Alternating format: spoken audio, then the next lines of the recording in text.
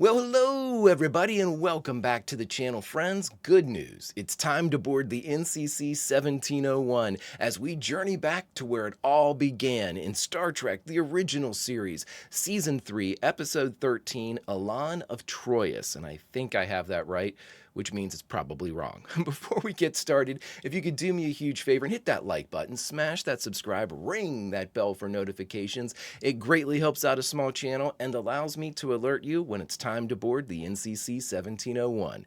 And of course, if there's anything that we do, Star Trek included, that you would like early or in its full-length format, the link to our Patreon is in the description. Not a fan of Patreon? Stick with us here on YouTube memberships. You'll get all of our episodes about a day early, plus any bonus episodes we come up with. And friends, as we near the end of this series, maybe a top 5 guest stars, top 5 villains? I guess we'll have to see. But there's nothing to it but to do it, my friends, and now it's time to watch Star Trek, the original series, Season 3, Episode 13, Elan of Troyus. Prepare to engage maximum warp reaction. And away we go!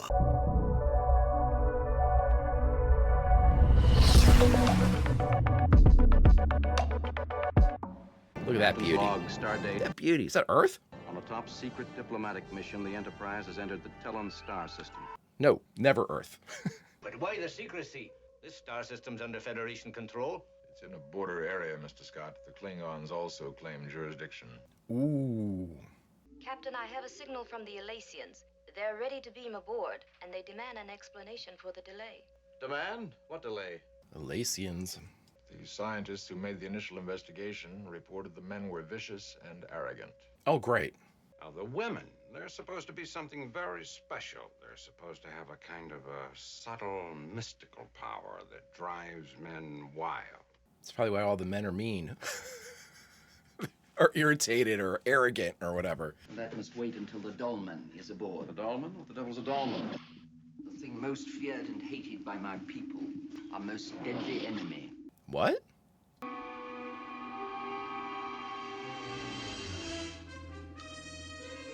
Well, you can put your fucking guns down.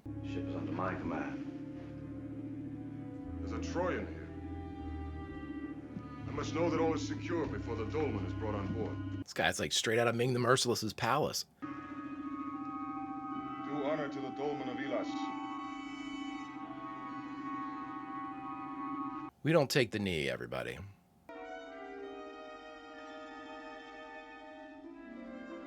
Okay. Now we'll take a knee. Jim's going to tell us about the final frontier.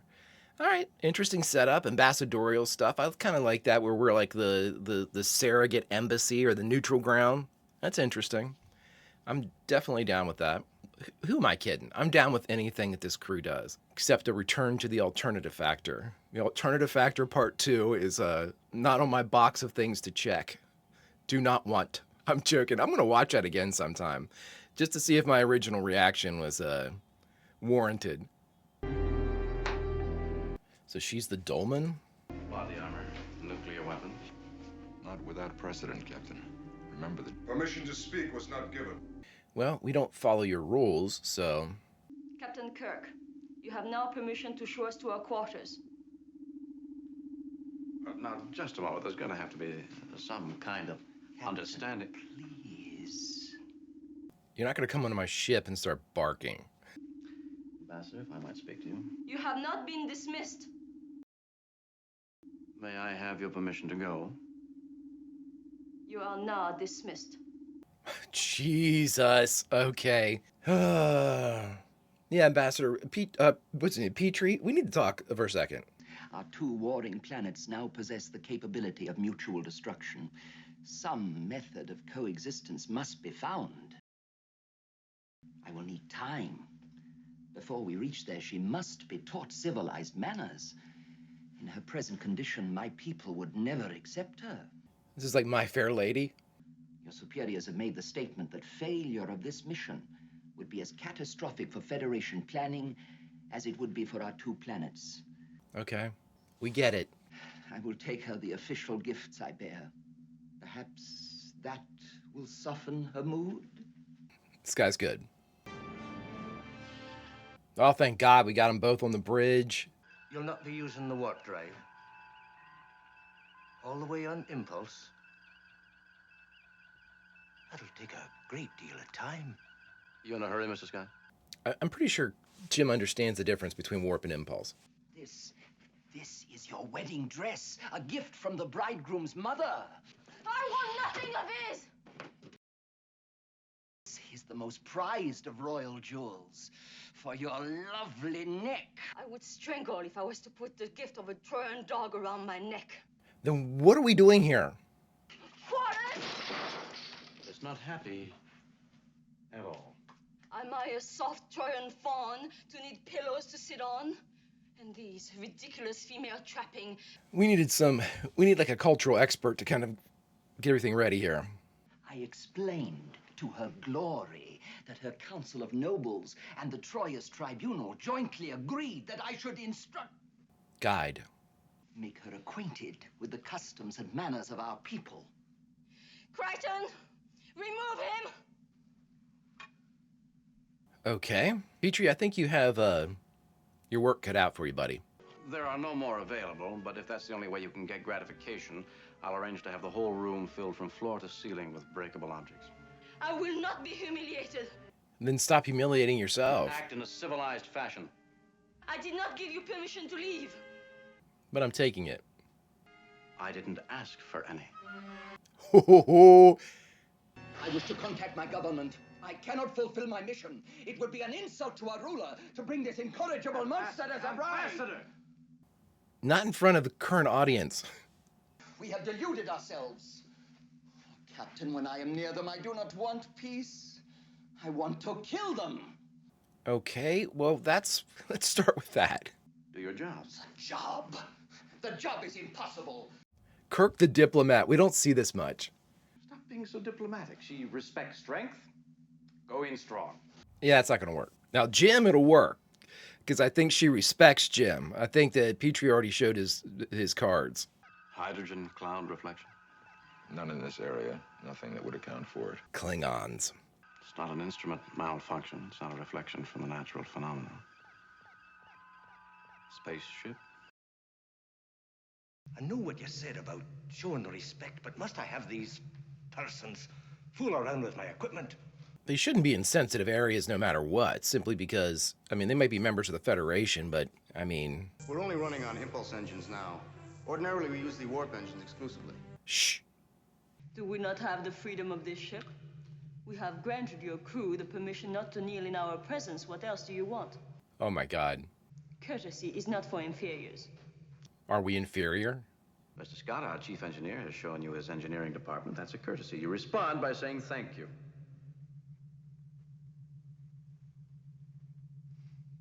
She didn't complain, though, or have a counter argument. So I think Jim might be weaving in.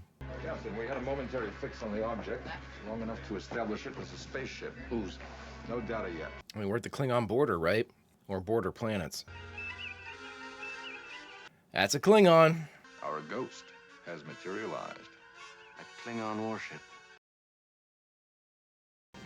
You want a piece? Oh, cool. Cool shot. Precisely matching our sublight speed and on a parallel course. Hail them. I mean, we're not currently at war, right? Great shots in this one. Trekkie, what is it? Disturbance in the Dolman's quarters, sir. On my way.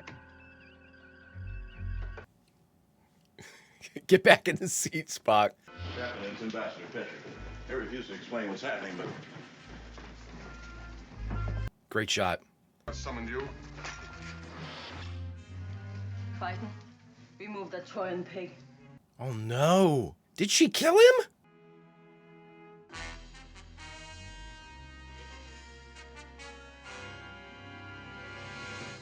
Son of a bitch! Oh, this is real. Oh, he's not dead. Still. Should have known better than to talk to her unarmed. But you forced me. What? I hold you responsible for this. Great.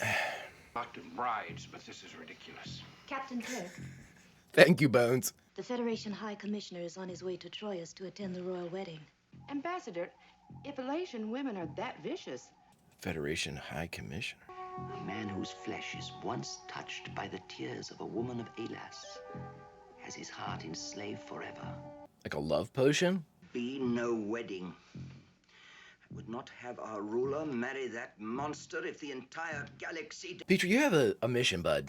I will have nothing further to do with you. Well, I'm not asking you to have anything to do with me. Just do your job with her. I'm gonna have some green chicken and think about how upset I am. Ambassador Petrie is going to recover. You have delivered your message. Now you may go. Nothing would please me more, Your Glory. Your glory. He's here in my quarters without any permission, so I stabbed him. In the back? It's been my experience that the prejudices people feel about each other disappear when they get to know each other. It's not in my experience. Yes, the problem of your indoctrination to Troyan customs and manners. I have eliminated that problem. You've eliminated the teacher. The problem still remains. Increase the problem. And how do we solve the problem? By... Oh, Kirk. Don't say it. This is a glass. Leave me! Like it or not, you're going to learn what you've been ordered to learn. You will return me to Elas immediately. That's impossible. Everything I order is possible. No. And I will not be given to a green pig as a bribe to stop a war. What are we doing here then? You called us. Nobody speaks to me that way. That's another one of your problems. You're an uncivilized savage, a vicious child in a woman's body, an arrogant monster. Jim, Jesus. Don't. Yep. Tomorrow's lesson will be on courtesy. And you three assholes, get out of my hallway. Do something. What's this guy's name? Crichton? Something like that? Yeah, there's a reason they were in engineering. They want the ship so they can destroy Troyus. Flying blind on a rocket cycle? Tony doesn't look like Flash Gordon. How does this asshole know how to do this?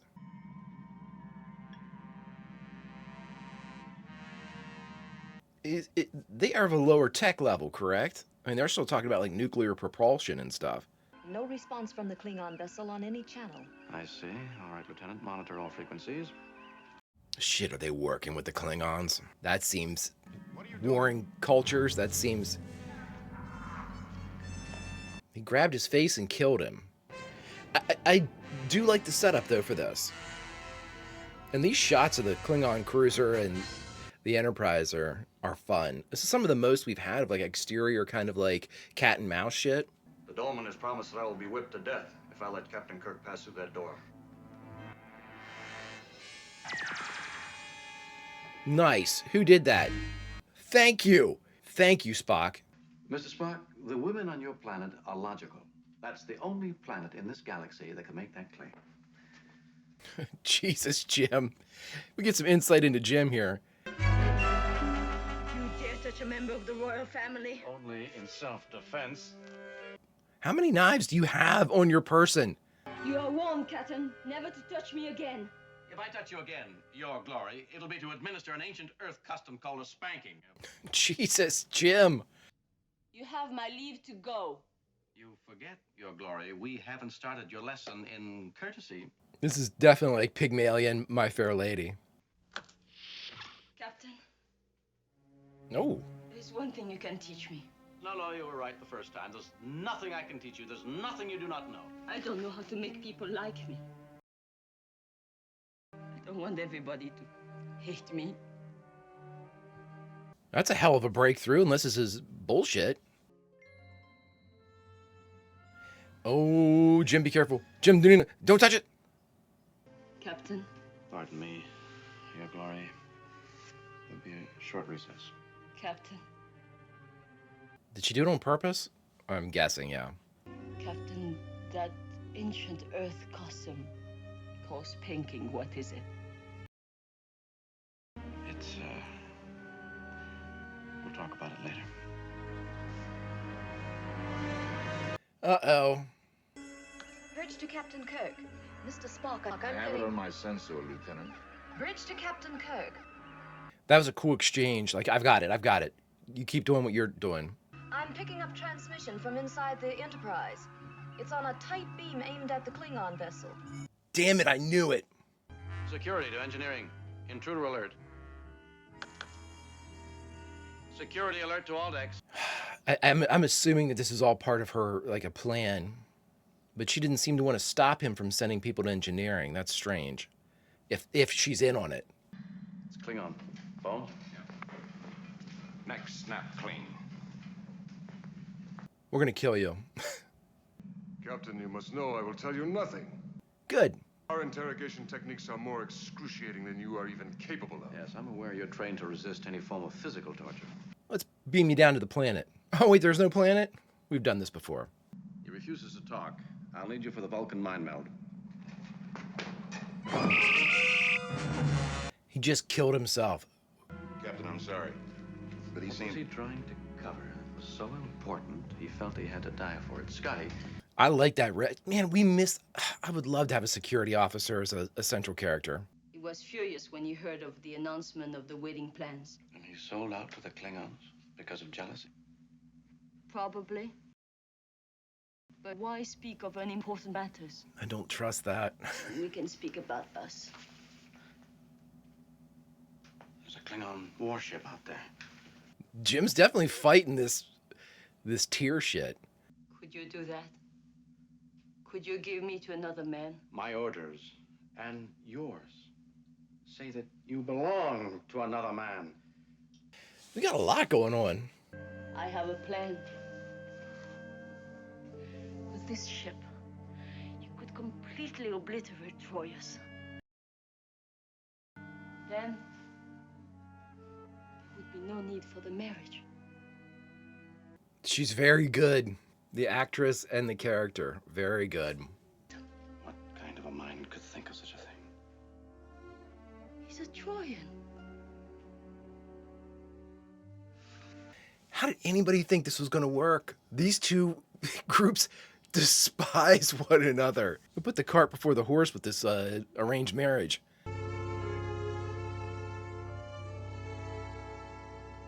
Now you know, guys.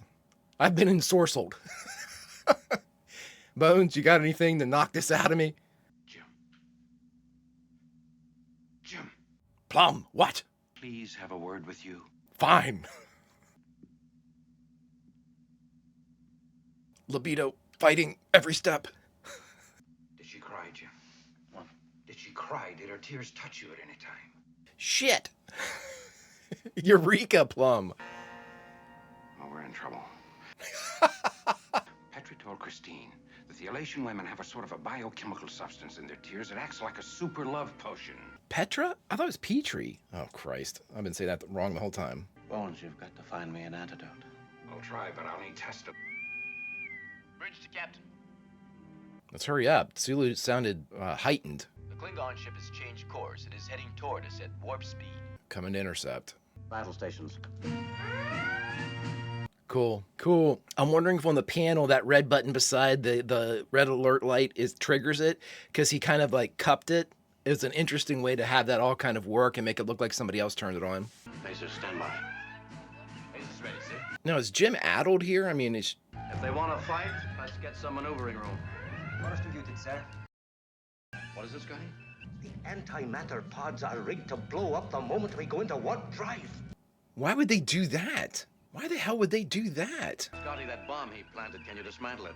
Not without being blown halfway across the galaxy. Give us every ounce of... Spock. Oh, we got crosstalk too. 100,000 kilometers. 90. 80. Sulu with the countdown. Always money. Laser crews, stand by to fire on command. 60. Ready? We're gonna shoot first? Really? She's passed us without firing a shot. I don't think they meant to attack us. What do they want?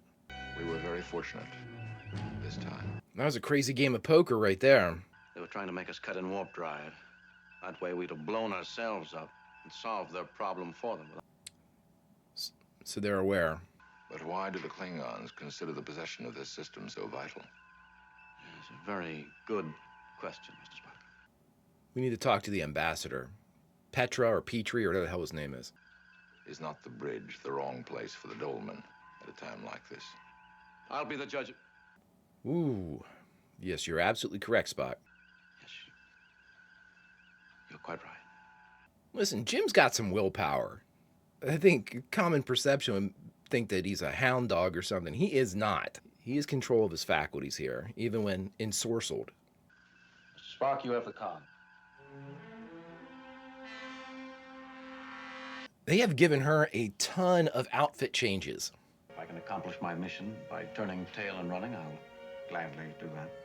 Love it. That mission is to take me to Troyus. Damn tootin'. Me wearing my wedding dress for another man and never see you again. Yes, Elan. Are you happy at the prospect? I'm giddy. Some of Bill Shatner's finest work in season 3 is in this episode. Good shit. No chance of restoring warp drive? Not without dilithium crystals. We can't even generate enough power to fire our weapons. Kirk out. Oh, great. I have to go back to the bridge. Please, you must go to the sickbay. Yes, my love. We need to maybe put her in the brig, because we don't know what's going on. Or how about confined to quarters? I can compromise. The men of Elas have tried desperately for centuries to dispel its power. You're wasting your time, Doctor. It is my time to waste. That's exactly what I was going to say. It is my time to waste. Thank you, Plum. Captain, message from the Klingon ship. They are ordering us to stand by for boarding or be destroyed. Tell them to eat shit. Scotty, what's our energy status? 93% of impulse power, sir. We can still maneuver. We can't fight, though. And to wear it as a token of respect for the desperate wishes of your people and mine for peace. I must have got that wrong. It annoys me that I got that guy's name wrong. It's Petra? I thought it was Petrie. I literally wrote down Petrie, like Petri dish. And hope the Klingons can be bluffed, or that they're not prepared for a general war. They don't seem to want to fire the first shot. Captain, the Klingon ship is closing on an intercept course, 500,000 kilometers. Deflector shields out. I want you to transport a photon torpedo directly in their path. On the phaser banks. No, sir. Not a chance. 300,000 kilometers. You need to get off the bridge. I want to die with you. I can't figure out her play in this. Here he comes again, sir. Stay with the controls. Keep our forward shields to him.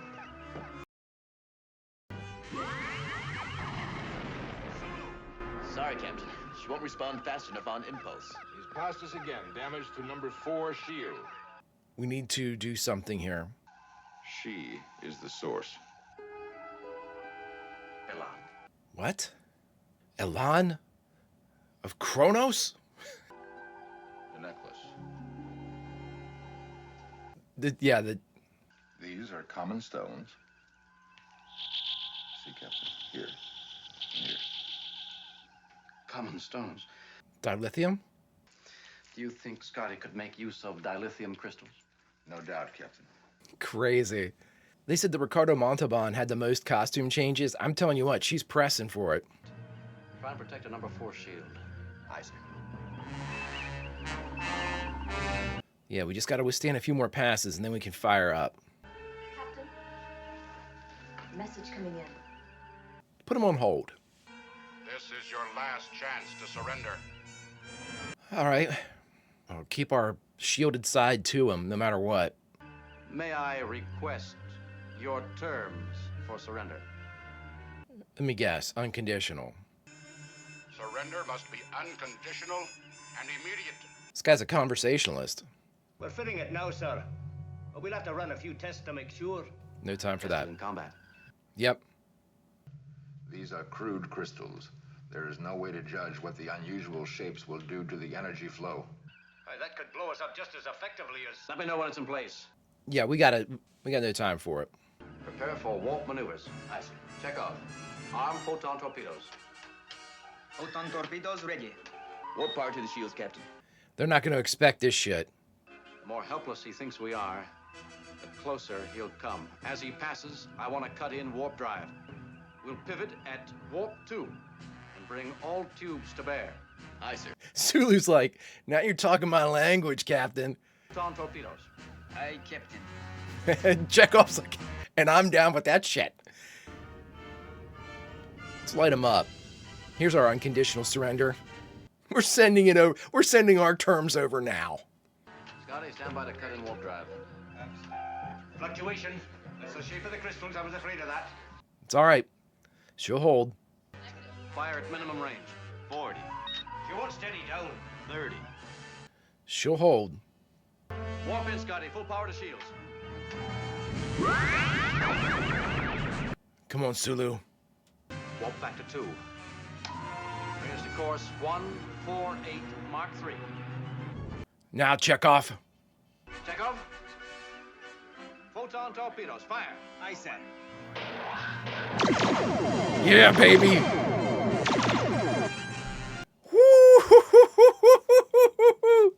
Damage to Klingon number 3 shield, number 4 shield obliterated, loss of maneuver power.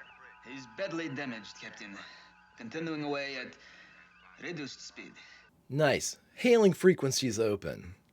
Mr. Sulu, resume course for Troyus. Aye, sir. We have a mission. They are obviously trying to stop us. Oh, cool looking planet.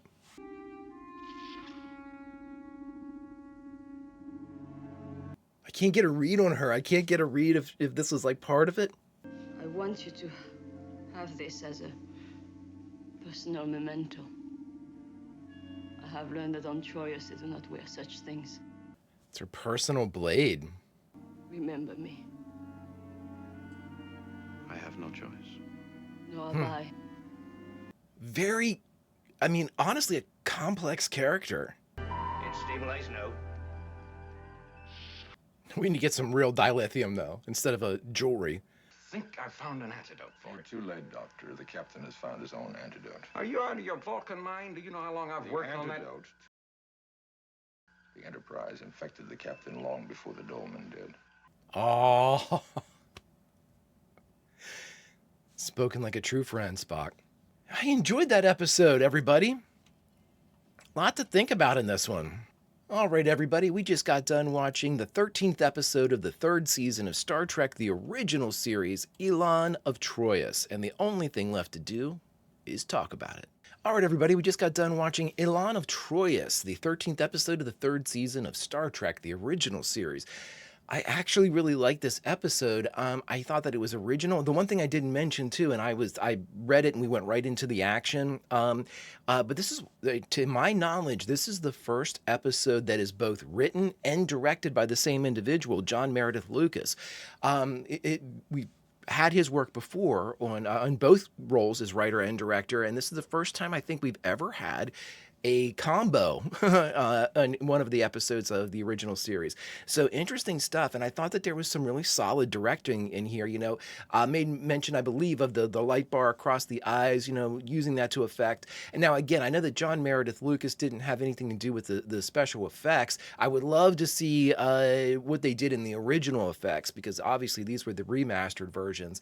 But I really liked it. You know, this is probably the most we've had from like ship spatial positioning, like space combat, like as far as length. I know we've had exchanges in space before in battles, but this was a long one. This is a long cat and mouse type of thing, and I thought that it played a really good backdrop to what was going on in the actual kind of like the meat and potatoes of the episode. Now, for our Dolmen, Elan, this was a really interesting character for me.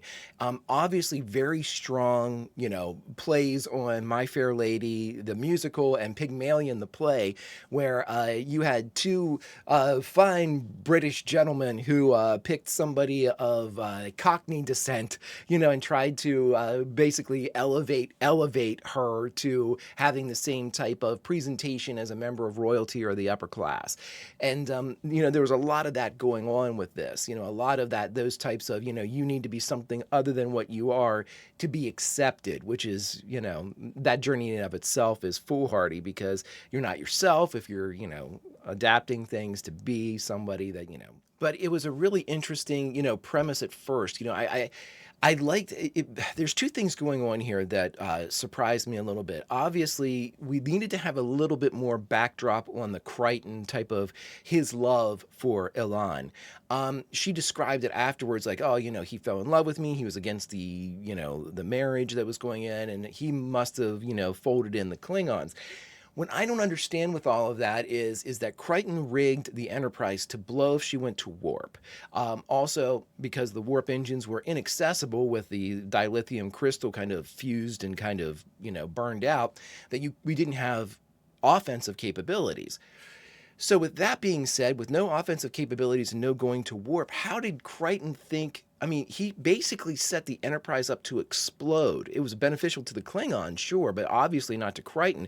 Crichton would have been killed, and if he did in fact love Elan, she would have been killed as well. I didn't understand the motivations for that unless he had another step to his plan that he didn't get a chance to realize. Like, I have you hostage, I'm working with the Klingons, but that never manifested. So there was a real kind of absence of there wasn't a carry through with the narrative of motivation for that for me. I mean, love is a strange motivation or a strange motivating factor anyway, because, if done correctly, it's usually illogical and it's usually like clouded with just, high emotion and, to the point where you might forget to do something you normally would remember if you weren't so spun up. And I think that, you can pass it off like that. I just think that was a sticking point for me that, I understand we had to set the stakes for the Enterprise and kind of cripple the Enterprise for a second, but at the same time, the end result of that would have, if Jim or Spock or, Sulu or Chekhov or anybody hadn't noticed that there was a problem, we'd have gone to warp and exploded. So that makes no sense as far as like the only people that would help would be the Klingons, and the Klingons could say, oh, this or that happened, and then make their overtures towards the system. But it's interesting. And again, I think that the entire, Troyus and the Dolmen world, which the Elasians, those whole, I don't even know why they were trying to have peace. I mean, it was very obvious that they needed several more years of negotiations before they tried to force something like this, especially with the Dolmen, who everybody would have known. I mean, obviously. And I'm so upset with myself. I wrote down Petrie for Petra, I guess is his name. And then, my Swiss cheese brain just went with it. So Petra, I suppose, is who the ambassador is now. He knew enough about the Dolmen, quite a bit about the Dolmen, to be able to say this is probably the worst possible choice to bring in as, some type of like equal partner marriage type of thing, because their cultures were so kind of like, adversarial as far as just their belief structure, it seemed anyway. And I thought Petra did a great job too. I thought the actor was, noticeably and I guess adequately arrogant, and then I sort of liked the, I failed in my mission, so to speak. I was stabbed in the back, and so I'm going to blame you, Captain Kirk, because I certainly am not going to blame myself for these failures, which, and to me, that's very realistic.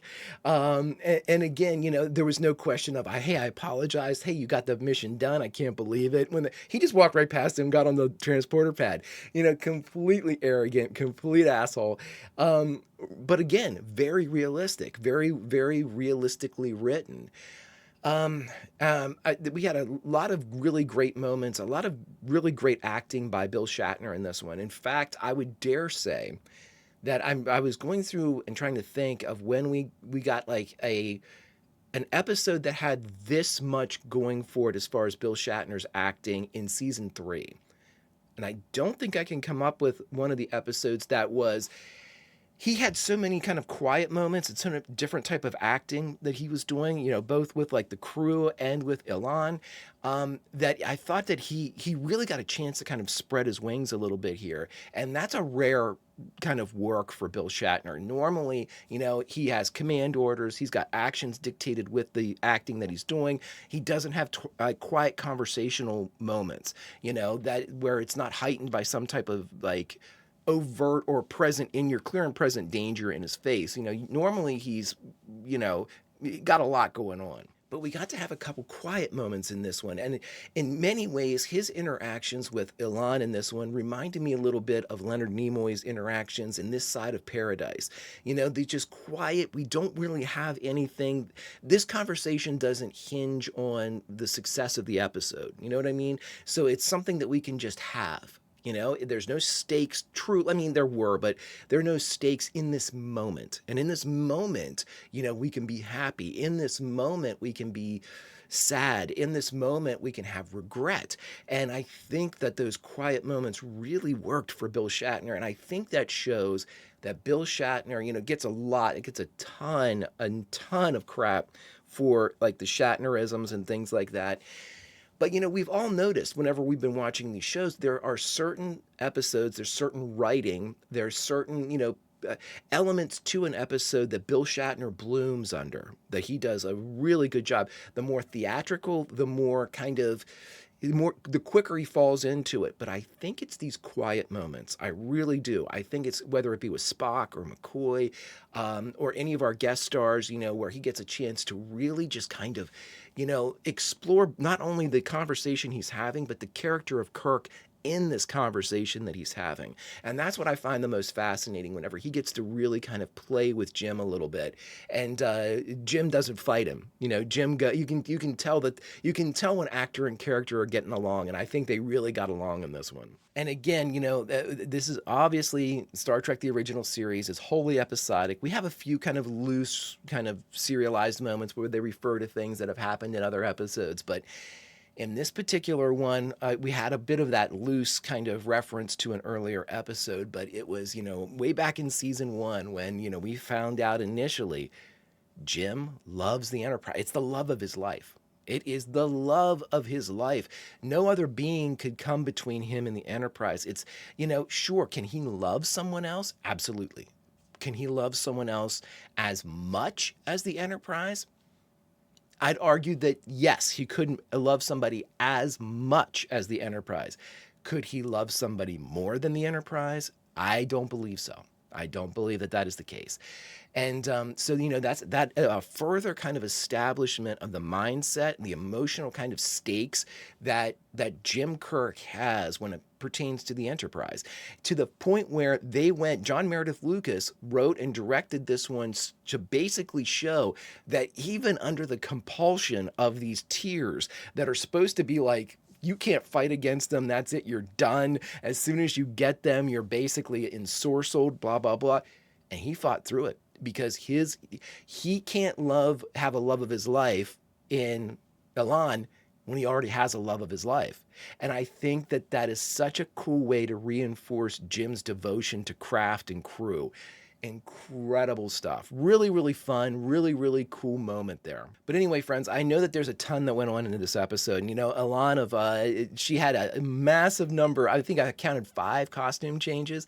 And I do remember whenever I did the Q&A for Space Seed that Ricardo Montalban's Khan at that time had the most costume changes with 6 or 7. I can't exactly remember, but I remember that he holds the record for number of costume changes. Also, from Conscience of the King, she also had our female guest star in that one had a ton of costume changes that equaled the tied Ricardo Montalban. But I'm very curious how close that Elan came because she had a bunch. But friends, little things like that, we need to know what happened behind the camera, and I don't have those answers, but there is one being that does. General? Greetings and salutations, my friends. 'Tis I, leader of men, lover of women, and best friend to Jim Kirk, General Trelane, retired. Friends, this is where after having watched and reacted to an original series episode of Star Trek, I like to dig a little bit deeper and find out what went on behind the cameras. Because as we've often said, the story behind the cameras can often be as juicy as the one they put in front of the cameras. However, to keep myself from wandering off into the weeds for 3 hours, I've given myself 5 categories to explore.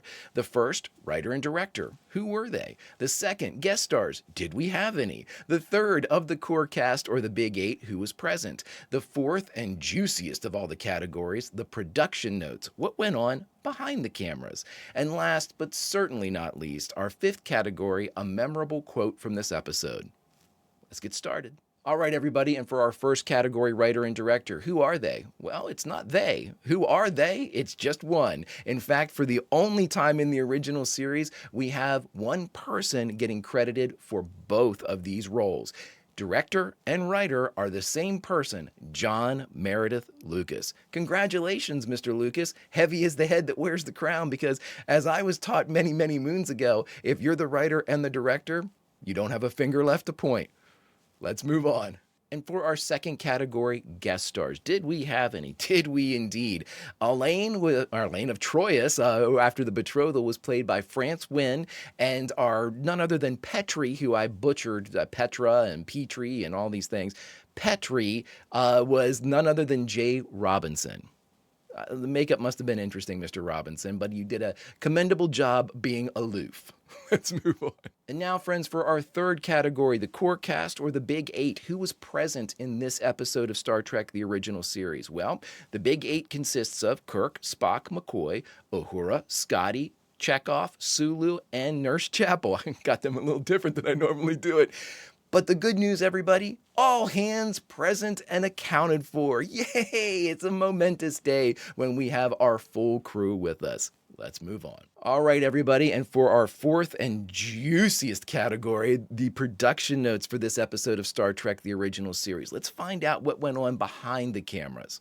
Let's get started. Now for our very first production note, and this is one that I speculated on during the actual reaction itself, that our Elaine of Troyus actually holds second place to the number of costume changes of any guest star in Star Trek, the original series. Now, the number one spot is held jointly between, and again, I read this before for a Q&A way back when, but Khan, Ricardo Montalban, and Barbara Anderson as Lenore Caridian from Conscience of the King, they each, I believe, had 7 or 6. I'm not sure what they're counting in there, but they had 2 more. Elaine of Troyus had 4. So again, a lot of costume changes, especially for season 3 or really any time, but that was a lot to do, especially for continuity purposes, I guess. Let's move on. And for our second production note, and again, this is just to verify that this is the only episode of the original series that was both written and directed by the same individual in John Meredith Lucas. Now, as I was reading, I do know that there is an episode in Picard Season 3, the final season of Picard that came out recently, that was both written and directed by the same person, but I won't spoil anything here. Let's move on. And for our third production note, and I thought this one was pretty interesting, in their attempts to calm down the Dolman, they basically started to have Spock play his harp in the Arboretum. Now, inside there, they were basically piping his harp music into Uhura's quarters so the Dolman could hear that and hopefully kind of calm down a little bit instead of being so upset about the situation. But they had to cut that scene. They actually filmed it, but they cut it for time and continuity purposes because of the bounce back and forth, which means that the Arboretum only ever appears in 2 episodes, and the children shall lead, and Is There in Truth No Beauty? Interesting. I would have liked to have seen that, especially Spock playing the harp always tickles me because he always seems to really concentrate when Leonard Nimoy like really falls into it when he does it. I wish we could have seen it, but let's move on. And now for our fourth production note. This one is very interesting in that Robert Kennedy was assassinated during the filming of this episode. And France Wynn was a huge supporter of Kennedy. And when the news broke that he had been killed, she was devastated by the news and basically worked a lot of those emotions into her performance. And there's the one scene where she was crying with the tears and, the infected tears or the, pheromones or whatever they happen to be, those were real, and those were for Robert Kennedy. Let's move on. And for our fifth and final production notes, my friends, this was an inspirational, as ELAAN of Troyus was actually based on Helen of Troy, and it was also based on Shakespeare's Taming of the Shrew and Antony and Cleopatra, as well as what I speculated, Pygmalion and My Fair Lady. Really, really interesting stuff, and I think that, drawing from those sources of the tried and the true helped to kind of make it a little bit more relatable, which leads to the kind of a bonus production note here, that this episode was actually geared towards women. They wanted to see if they could capture an audience that had eluded them to this point by making an episode that dealt less with science fiction, but more towards like the human component of what Star Trek happened to be. Unfortunately, it failed. Let's move on. And now, my friends, for our fifth and final category of this Q&A, a memorable quote from this episode. Well, anytime that this is mentioned, I always have to say, and, in the course of the events of the episode, we had Jim get infected by what should have been this love potion, where he would have fallen for the dolmen, or fallen the dolmen to anywhere in the galaxy or the universe and professed his love for all eternity, but he seemed to be able to fight through it.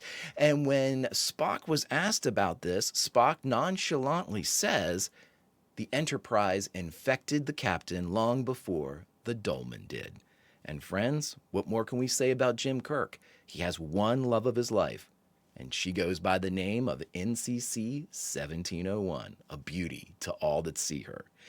Thus ends another installment of Q&A, until such time as you and I get to play with our dear friend Jim Kirk again. Behave yourselves.